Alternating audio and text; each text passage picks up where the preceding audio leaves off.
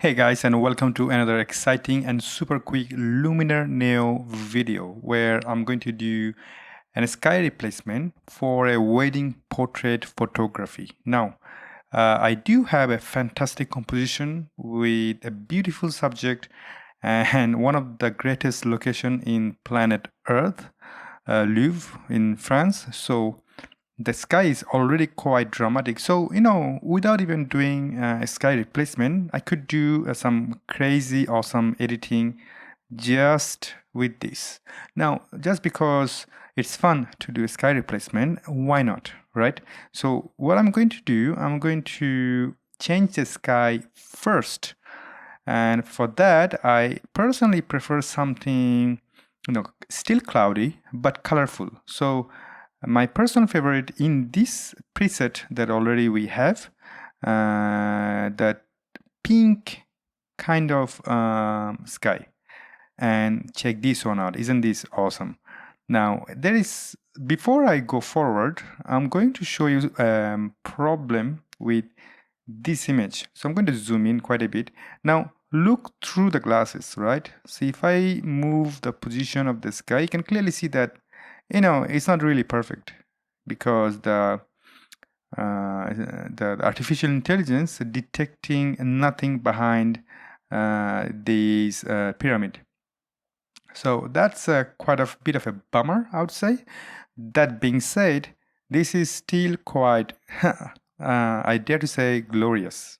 Simply glorious. So what I'm going to do now, I'm going to go back to sky and then I would like to do a little bit of the scene relighting, if I can ever. At this moment, you can clearly see that I mentioned this problem in my previous videos, that it does have a problem with my sky replacement. At least in my version, even though I did updated the software, it takes time to, you see, come back.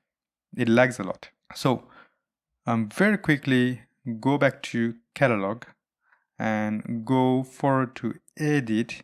See if ever my edit comes back. Now it did. And then see scene relighting. Probably if I click it again, and there you go. Now it is back. Now everything is back. Okay, we are back on game. Now in the scene relighting, it did some magic at the foreground. You can clearly see that it changed to match the scenery. The subject is quite lit, which is pretty awesome. And the relight saturation, if I pull up the saturation, it should do quite awesome. And the relight human, let's see what it does. So if I do the relight human all the way to 100, see how strong it does, right? We're gonna wait. So now let's see the result, before and after. So that's before and after, before and after. My relight human thing did not really work in this case, so that's quite of a bummer.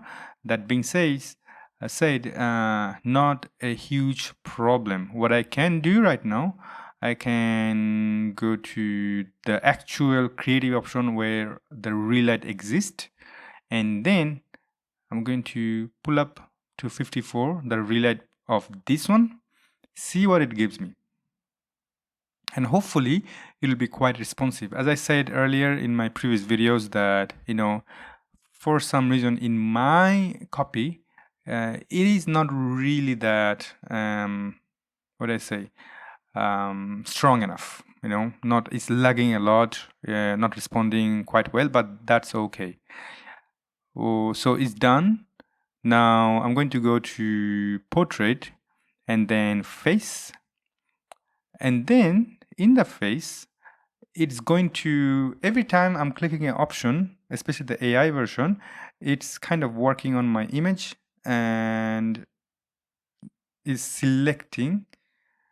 The AI is actually working on it, right? And it's already did a quite awesome job, I gotta say.